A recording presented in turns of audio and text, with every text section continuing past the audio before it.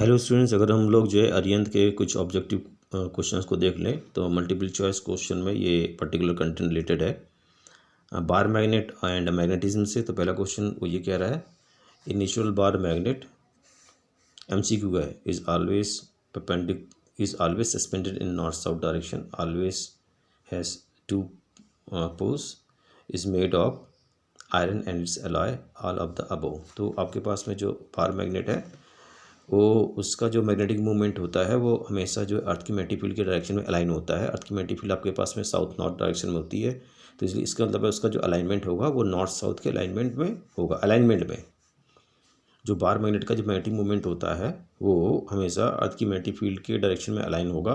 तो अर्थ की जो मैग्नेटिक फील्ड होती है वो इसी डायरेक्शन में होती है, इसलिए जो बार मैग्नेट का जो अलाइनमेंट होगा वो इसी डायरेक्शन में होगा।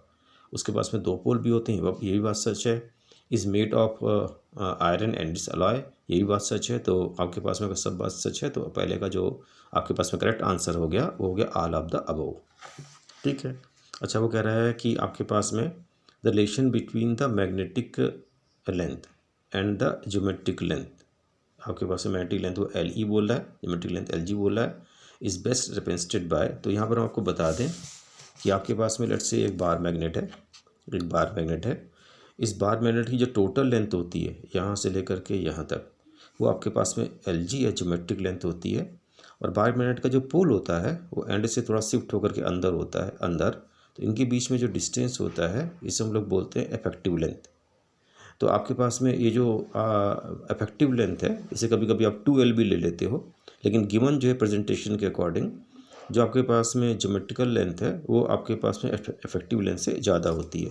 तो सेकंड में आपके पास में जो है मेरे ख्याल से सी ऑप्शन होना चाहिए, जिसमें कि आपके पास में है कि आपका जो ज्योमेट्रिक लेंथ है वो आपके पास में जो है इफेक्टिव लेंथ से क्या है ज़्यादा। सी ऑप्शन करेक्ट है।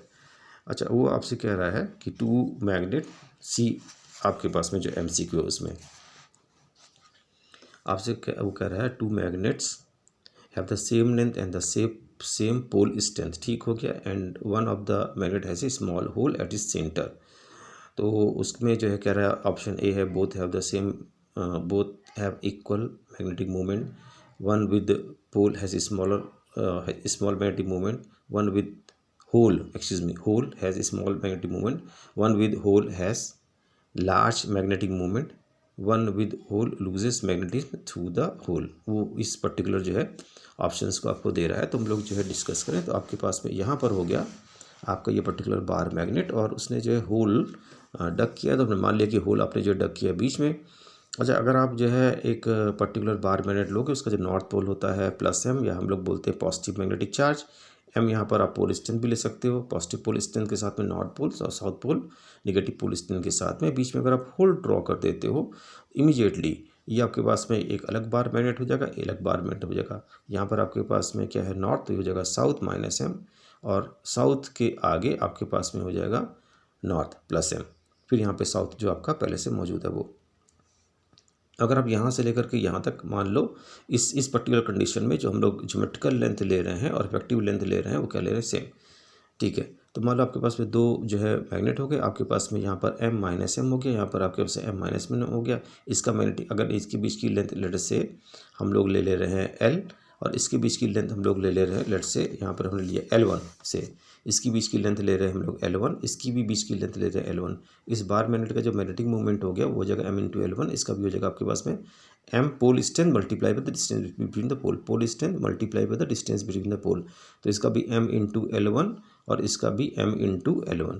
तो आपके पास में जोड़ोगे तो टोटल जो है आपके पास में जो मैग्नेटिक मूवमेंट आएगा ML1 + ML1, तो आपके पास में जाएगा 2ML1। और जो आपके पास में L1 है साफ दिखलाई पड़ रहा है, L1 यहाँ से यहाँ तक लेंथ है, 2L1 यहाँ से यहाँ तक प्लस यहाँ से यहाँ तक हो गई, बीच में ये नहीं आप काउंट कर रहे हो ना होल की वजह से। L1 यहाँ से यहाँ तक और यहाँ पे फर्दर L1 यहाँ से यहाँ तक, मैंने 2L1 यहाँ से यहाँ तक प्लस यहाँ से यहाँ तक हो गई। और जो L है जो एक्चुअल में जो आपके पास में बार मैग्नेट था उसका जो मैग्नेटिक मूवमेंट था वो आपके पास में था M × यहाँ से यहाँ तक L, जब होल नहीं था तब M × दिस लेंथ L। अब आपके पास में क्या है M × 2L1 यहाँ से यहाँ तक प्लस यहाँ से यहाँ तक, 2L1 जो है आपके पास में यहाँ से यहाँ तक प्लस यहाँ से यहाँ तक आपके पास में L से छोटा है, इसलिए अब आपके पास में होल के साथ में जो मैग्नेटिक मूवमेंट होगा बार मैग्नेट का वो आपके पास में कम हो जाएगा। मैं ये बोलना चाह रहा हूँ। तो आपके पास में जो ऑप्शन है, फोर्थ का जो ऑप्शन है वो हम लोग जो है थर्ड का जो ऑप्शन है, क्वेश्चन नंबर थर्ड हम लोग कर रहे हैं, थर्ड का जो ऑप्शन है वो आपके पास में होना चाहिए ऑप्शन बी, क्योंकि आपके पास में one with hole has small magnetic movement, ये आपके पास है, आपके थर्ड हो गया।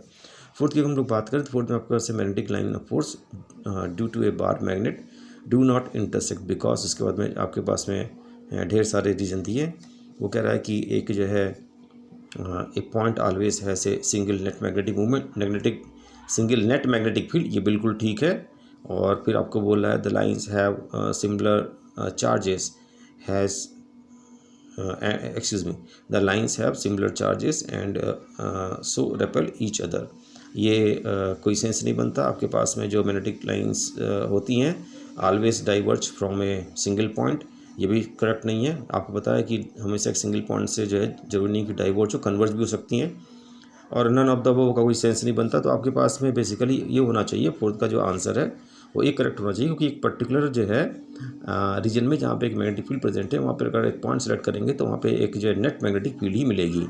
और कभी कभी हम लोग इसको इस तरह भी समझते हैं कि आपके पास में फोर्थ का जो एक्सप्लेनेशन है वो इस तरह से है कि आपकी दो मैग्नेटिक फील्ड लाइंस आपस में एक दूसरे को इंटरसेक्ट नहीं करेगी। मैग्नेटिक फील्ड लाइन्स ये हो गई, एक मैग्नेटिक फील्ड लाइन्स ये हो गई, एक मैग्नेटिक फील्ड लाइन्स आपकी ये हो गई, दोनों एक पर्टिकुलर पॉइंट पे इंटरसेक्ट नहीं करेगी। इंटरसेक्ट करेगी तो इस पर टेंजेंट ड्रॉ करोगे, एक फील्ड आपकी ये मिलेगी, इस पर टेंजेंट ड्रॉ करोगे आपके पास में एक फील्ड ये मिलेगी।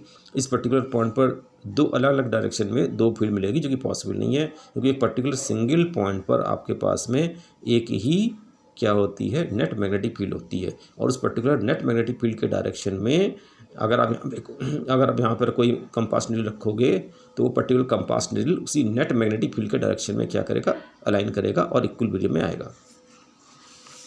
फिफ्थ में वो ये कह रहा है, फिफ्थ क्वेश्चन में वो ये कह रहा है if the magnet is cut into 4 equal parts such that their lengths and the breadth are equal then pole strength of each part is. तो यहाँ पर जो वो मैग्नेट को कट करने की बात कर रहा है 4 इक्वल पार्ट्स में, उसके दिमाग में कुछ इस तरह से एक बार मैग्नेट को 4 इक्वल पार्ट्स में वो कुछ इस तरह से कट करने की कोशिश कर रहा है। एक बार मैग्नेट को उसने जो है लिया है और 4 इक्वल पार्ट्स में वो कट कर रहा है, सो दैट कि उसने कहा कि इसकी जो लेंथ है और ब्रेथ है, लेंथ और ब्रेथ है, इसकी जो लेंथ है और ब्रेथ है, लेंथ और ब्रेथ है वो क्या होनी चाहिए, सबकी सेम होनी चाहिए। थिकनेस तो आपकी जो है सेम है ही है। तो अगर आप इस तरह से जो है एक पर्टिकुलर बार मैग्नेट को जो है 4 इक्वल पार्ट में अगर आप डिवाइड करोगे, सो दैट कि सबकी लेंथ और ब्रेथ, सबकी लेंथ और ब्रेथ, सबकी लेंथ और ब्रेथ, सबकी लेंथ और ब्रेथ क्या हो, सेम। तो हम हर एक का जो है मैग्नेटिक मूवमेंट देखना है आपने। तो ये पर्टिकुलर एरिया है, अब ओरिजिनल ये पर्टिकुलर एरिया था। इस पर्टिकुलर एरिया से रिलेटेड जो पोल स्ट्रेंथ था वो क्या था आपके पास में, m। इस पर्टिकुलर एरिया को अब आपने जो है इससे एसोसिएट कर दिया, इससे एसोसिएट कर दिया, दोनों का जो है ये पर्टिकुलर जो पार्ट है, ये पर्टिकुलर पार्ट सेम है। तो हाफ एरिया इधर हो गया, हाफ एरिया इधर हो गया। फिर सिमिलरली हाफ एरिया जो है, हाफ क्रॉस सेक्शन एरिया इधर हो गया, हाफ क्रॉस सेक्शन इधर हो गया, हाफ क्रॉस सेक्शन एरिया इधर हो गया, हाफ क्रॉस सेक्शन एरिया इधर हो गया। इसका मतलब ये हुआ कि जो आपका पोल स्ट्रेंथ है इससे रिलेटेड, इससे रिलेटेड, इससे रिलेटेड, इससे रिलेटेड क्या हो जाएगा आपके पास में, हाफ हो जाएगा। तो इसका पोल स्ट्रेंथ कितना हो जाएगा, इस एंड का m/2, और इसका क्या हो जाएगा m/2, इसका भी हो जाएगा m/2, इसका भी हो जाएगा m/2। अगर मान लो कि ये नॉर्थ पोल है और ये आपके पास में साउथ पोल है, अगर आप 4 पार्ट में कट करते हो तब ये आपके पास में हो जाएगा +m/2 -m/2 +m/2 -m/2 +m/2 -m/2 +m/2 -m/2। लेकिन आपको ये बता दें कि उसके दिमाग में इस तरह से था, तो उसने जो है आंसर जो है आपको दिया है फिफ्थ का बी, यानी कि m/2 आंसर दिया। लेकिन एक बच्चा अगर जो है ये कहता है कि सर हमारे पास में जो है बार मैग्नेट है, मान लो इसी बार मैग्नेट को हम लोग ले रहे हैं और इसको 4 इक्वल पार्ट में इस तरह से भी डिवाइड कर सकते हैं, सो दैट कि सबकी ब्रेथ और लेंथ क्या हो, सेम। ऐसे डिवाइड कर सकते हैं, ऐसे एक पार्ट ये हो गया, दूसरा पार्ट ये हो गया, तीसरा पार्ट आपके पास में ये हो गया और चौथा नीचे हो जाएगा। चारों पार्ट की जो है एक्सेल लाइन के अलाइनमेंट में आप इसको क्या कर रहे हो, कट कर रहे हो। चारों पार्ट का लेंथ और ब्रेथ क्या है, सेम। तब चारों पार्ट का जो पोल स्ट्रेंथ है वो m/4 m/4 m/4 m/4 होगा। तब आपने एरिया को 4 इक्वल पार्ट में डिवाइड कर दिया है। तो m/4 भी इसका आंसर जो है सही है। अब उनके दिमाग में जो था वो मैंने आपको रीड करके बता दिया कि वो ऐसा ये कहना चाह रहे हैं। चलो अब अगला हम लोग क्वेश्चन देखते हैं हम लोग जो है 6th। वो ये कह रहा है कि a bar magnet of magnetic moment m1 is actually cut into two equal parts. Actually आपके पास में बार मैग्नेट, अगर मान लो कि ये आपके पास में बार मैग्नेट है तो ये एक्सियल लाइन हो गई, और ये आपके पास में जो है ट्रांसवर्स लाइन हो गई, ट्रांसवर्स लाइन। या आपको हम लोग कभी कभी हम लोग इस तरह से भी आपसे बोलते हैं कि ये आपके पास में जो है ये आपके पास में हो गई लॉन्गिट्यूडनल लाइन, या आपके पास में एक्सियल लाइन, और ये आपके पास में लेटरियल लाइन हो गई, लेटरियल।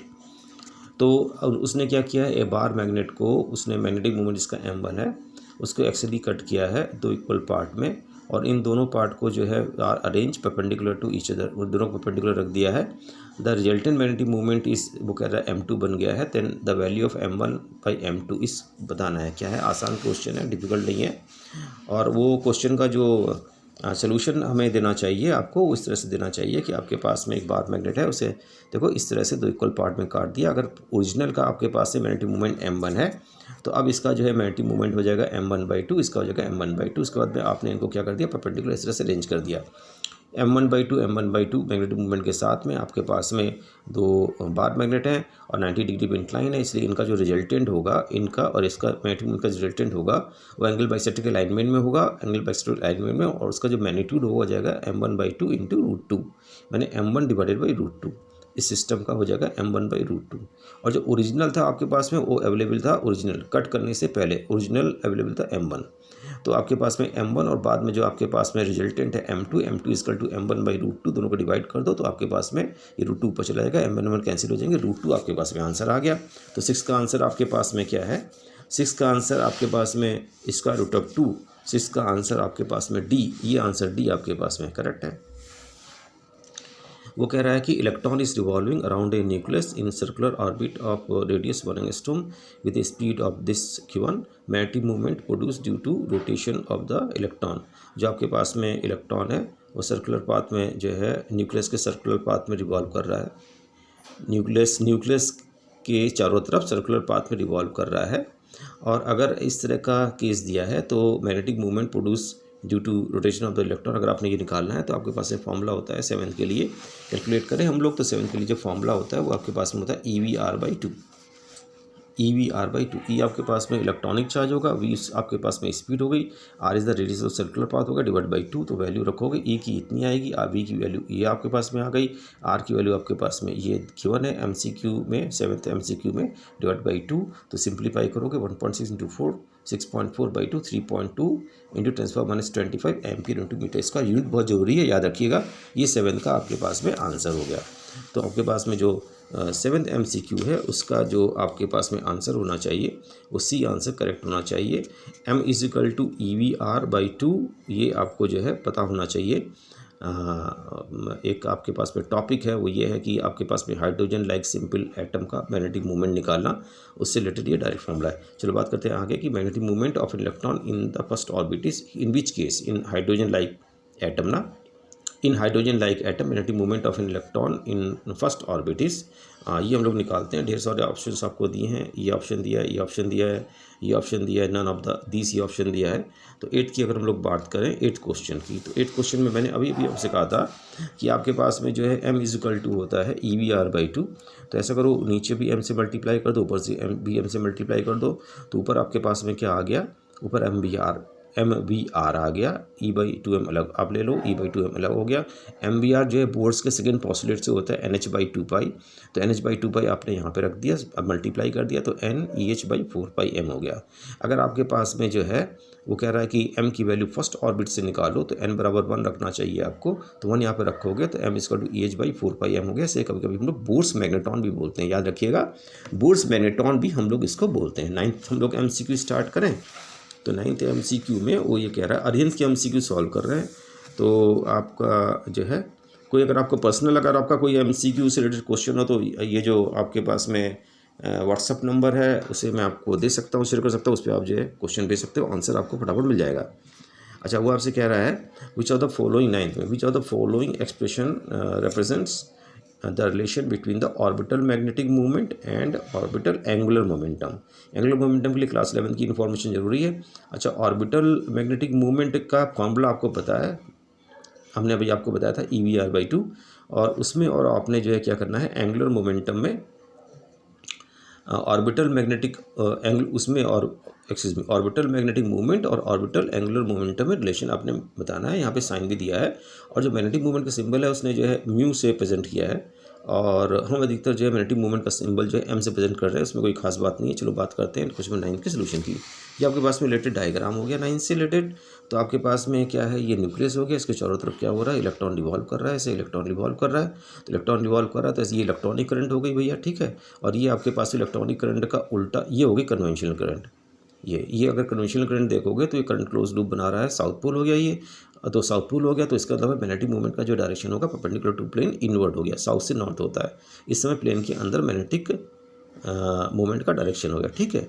अच्छा, अगर आप जो है यहाँ पर ये देखोगे कि इस पर्टिकुलर इंस्टेंट पे इलेक्ट्रॉन की वेलोसिटी इधर हो गई, आपके पास में आर वेक्टर इधर हो गया, ई वेलोसिटी अगर इधर है तो इसका लीनियर मोमेंटम इधर हो गया, और आपके पास में जो पोजीशन वेक्टर इधर हो गया। अगर आप एंगुलर मोमेंटम देखोगे, से एंगुलर मोमेंटम को अगर आप प्रेजेंट करते हो किससे, एल से, तो एल का डायरेक्शन जो होता है वो दिया जाता है vector R cross vector P.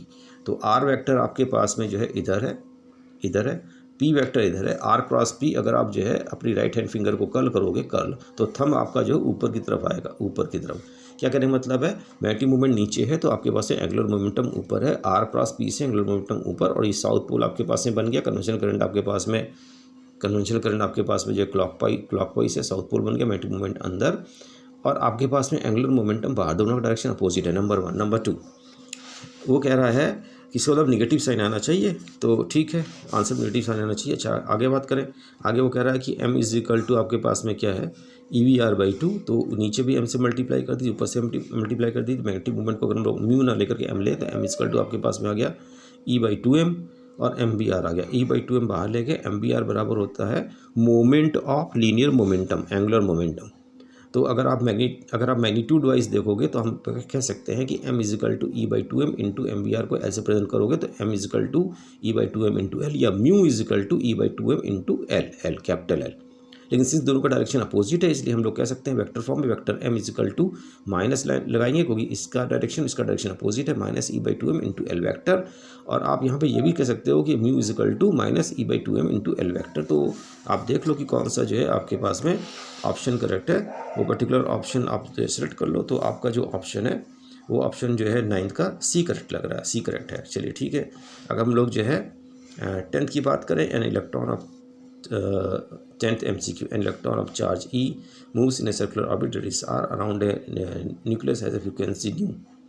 The magnetic movement associated with the orbital motion of the electron, इस मैंने इलेक्ट्रॉन जो है न्यूक्लियस चारों तरफ रिवॉल्व कर रहा है, और रिवॉल्व करने की वजह से जो मैग्नेटिक मूवमेंट होगा उसका एक्सप्रेशन बताइए। ढेर सारे ऑप्शन आपको जो दिए, ए आपको जो है B, C, D दिया है। इसको सॉल्व करते हैं 10th को, बहुत आसान क्वेश्चन है क्वेश्चन नंबर 10। तो हम लोग जो क्वेश्चन नंबर 10th की अगर हम लोग बात करें तो यहाँ पर आ जाते हैं, बहुत छोटे से में मैंने इसे जो सॉल्व कर रखा है। आपके पास में जो करंट, अगर एक पर्टिकुलर सर्कुलर पाथ में एक चार्ज रिवॉल्व कर रहा है, एक सर्कुलर पाथ में एक चार्ज रिवॉल्व कर रहा है, तो उससे उस पर्टिकुलर चार्ज से एसोसिएटेड जो करंट है उसके बारे में फॉर्मूला याद रखिएगा, वो बराबर होता है फ्रीक्वेंसी इंटू चार्ज। अगर इलेक्ट्रॉन है आपके पास में, तो इलेक्ट्रॉन अगर रिवॉल्व कर रहा है तो आपके पास में करंट I बराबर हो जाएगा frequency of the movement multiply by the electronic charge, N into E हो जाएगा।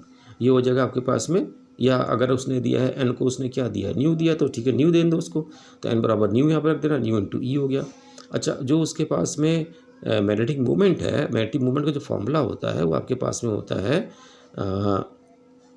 A इंटू आई, मतलब एक सिंगल लूप के लिए अगर चार्ज रिवॉल्व कर रहा है उसकी फ्रिक्वेंसी N दी है और उसका चार्ज Q दिया है, तो करंट I = हो जाएगा N इंटू Q। और करंट को अगर आप एरिया से मल्टीप्लाई कर दोगे तो उस particular circular current carrying loop से जो मैग्नेटिक मूवमेंट का मैग्नीट्यूड उसकी वैल्यू आ जाती है A इंटू आई। तो यहाँ पर I बराबर N ही है, A बराबर πr² हो गया। तो आपके पास में जो आंसर हो गया ये बराबर M हो गया, ये आपके पास जो आंसर हो गया वो आंसर ये होना चाहिए pi into new into R², pi into new into R² into E। ये आपके पास में जो प्रोडक्ट है ये आंसर के फॉर्म में होना चाहिए। तो अगर आप आंसर देखोगे 10th का, तो 10th का आंसर भाई यहाँ पर अगर हम लोग देखें तो आपके पास में है पाई भी था, आपके पास में आर स्क्वायर भी था, न्यू भी था, ई भी था। तो आपके पास में ये 10th का जो ए आंसर ये करेक्ट हो गया। 10th MCQ के साथ में ब्रीफ में ये हम लोग जो है क्लास अभी ख़त्म कर रहे हैं और आगे जो है और भी MCQ करते रहेंगे। Thank you for watching.